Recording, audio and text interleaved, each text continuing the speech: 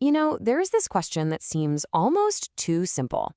If a country is short on cash, why not just print more?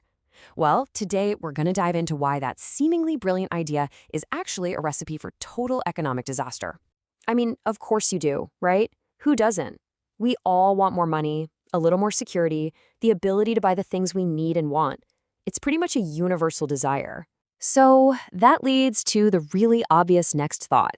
If a government can literally create money out of thin air, why not just fire up the printing presses and solve everybody's money problems overnight? Well, as it turns out, history has a few very dramatic stories to tell us about what happens when you try that. And our first story doesn't even start with paper money. Nope, it starts with precious metal. We're heading back to the 16th century, the age of empires, when Spanish conquistadors were chasing a legend of unimaginable wealth deep in South America. They were looking for the myth, for El Dorado, this legendary king who would supposedly cover himself in gold dust and then just dive into his sacred lake as an offering. This idea of a city of gold, it drove them across oceans and into totally unknown lands, all for the promise of treasure. But what they found was, believe it or not, even more staggering than the myth. In what is now Bolivia, they stumbled upon Cerro Rico, a peak that was, quite literally, a mountain made of silver. It was a source of wealth that went beyond their wildest dreams. The sheer scale of this is kind of hard to wrap your head around. Over the next couple of centuries, more than 45,000 tons of pure silver were dug up and shipped back to Spain. Just imagine an almost infinite supply of new money suddenly flooding the entire empire. So you'd think, with all that silver, Spain was set. It was going to be this untouchable economic superpower. Its people would be prosperous, its future totally secure.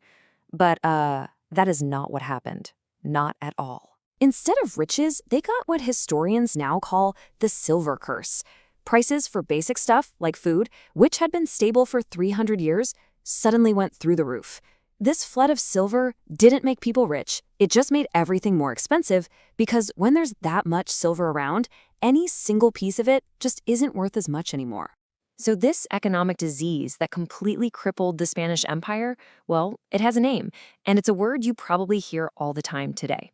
Inflation. To put it simply, inflation just means your money buys less stuff than it did yesterday.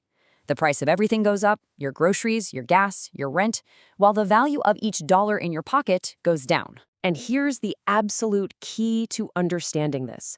Money, whether it's a shiny silver coin or a piece of paper, follows the same basic rule of supply and demand as everything else. Spain flooded the world with so much silver that silver itself became, well, common. It wasn't as rare, and therefore it just wasn't as valuable. Okay, so if flooding an economy with silver is bad, what happens when you can print paper money with basically no limits? Well, for that, let's look at an even more extreme case. Germany, right after World War I. Germany was absolutely crushed by war debt, so the government decided to do what seemed like the easy thing, just print money to pay its bills. And wow, this timeline shows you the horrifying result. Before the war, 4 German marks got you $1. By late 1923, you needed 4 trillion marks to buy that same single dollar. The belief in their own money had completely vanished. Life just became surreal.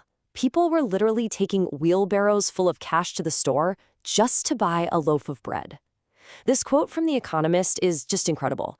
The price of a cup of coffee could double in the time it took you to drink it. Just think about that. Now, you might be thinking, okay, but these are just stories from a distant past. Well, they're not. Let's fast forward to our own century for an example with numbers so ridiculously large, they almost become meaningless. Let's talk about Zimbabwe in the 2000s. Okay, so in 2007, the annual inflation rate hit 66,000%, a number that's already really hard to wrap your head around. Prices were doubling every few days. But that was just getting started. By June of 2008, the rate wasn't in the thousands anymore. It was 214 million%. The government was printing $100 trillion bills just to try and keep up. And even that wasn't the peak. Just 2 months later, some estimates put the monthly inflation rate at nearly 14 billion%. The numbers just became so gigantic, they completely lost all meaning. The whole situation got so catastrophic that the government basically just gave up. They stopped publishing inflation stats, and by 2009, they officially abandoned the Zimbabwean dollar. The money was literally less valuable than the paper it was printed on. So, after seeing these historical train wrecks, let's go all the way back to our original question and lay out exactly why printing more money doesn't make anyone richer. It's a vicious cycle, right?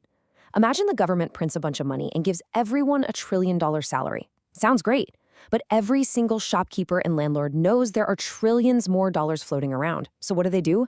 They jack up their prices to match. That loaf of bread that used to cost $5 now costs $1 million. Your massive new salary has the exact same buying power as your old one. You haven't gained a single thing. And this really is the fundamental lesson here. Money, whether it's a seashell, a silver coin, or a dollar bill, isn't actually valuable on its own. Its power comes from our shared belief in it. It's like a social contract that we all agree it can be exchanged for real things. When a government breaks that trust by making money worthless, the whole system just collapses. And that leaves us with a final and kind of fascinating question. The entire global economy is built on this shared faith, this trust in pieces of paper and numbers on a screen. The stories of Spain, Germany, and Zimbabwe are these huge cautionary tales, showing us just how fragile that belief can be.